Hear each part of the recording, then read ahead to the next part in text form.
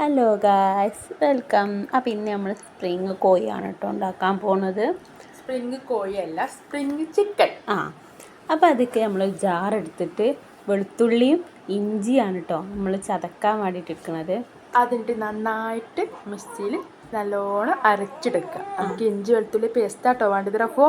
Okay, അപ്പോൾ നമ്മളൊരു പാത്രത്തിൽ ഇഞ്ചിയും വെളുത്തുള്ളിയും പേസ്റ്റ് അങ്ങോട്ട് ഇട്ടു എന്ന് വിചാരിക്കുക.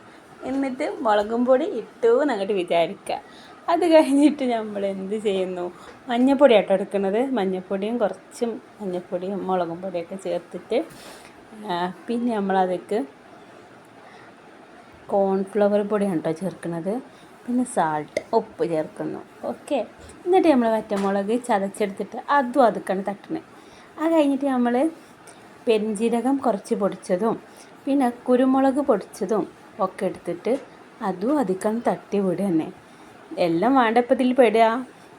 അപ്പോൾ പിന്നെ കുറച്ച് വിനാഗിരി ഒഴിച്ച് അതിന് ശേഷം നമ്മൾ കുറച്ച് വെളിച്ചെണ്ണ ഒഴിച്ചിട്ട് നന്നായിട്ട് കുഴച്ചെടുക്കുക. അല്ല ചമ്മന്തി കുഴക്കണ മാതിരി കുഴച്ചിട്ട് കഴിക്കാനൊക്കെ തോന്നുന്നുണ്ടാവില്ലേ, എന്നാലും തരൂല.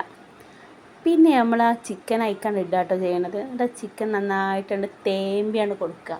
തേമ്പി എന്ന് പറയണ്ടോ, തേച്ച് പിടിപ്പിച്ചു. തേച്ച് പിടിപ്പിച്ചു, എൻ്റെ ഒരു ശുദ്ധ മലയാളം. പിന്നെ നമ്മൾ ഇതാ കിടക്കണേ നമ്മളെ ചിക്കൻ. വാവ്. പിന്നെ നമ്മൾ വെളിച്ചെണ്ണ കേട്ടോ പറഞ്ഞത്, ഓയിൽ പാരരുത്, വെളിച്ചെണ്ണ പാരുക, എന്നാലേ നല്ല ടേസ്റ്റ് ആട്ടോ. യെസ്, നല്ല ടേസ്റ്റ് കിട്ടുള്ളൂ. എന്നിട്ട് നമ്മൾ ചിക്കൻ അതിലേക്ക് കോരിയിട്ട് ഇട്ട് കൊടുക്കുക.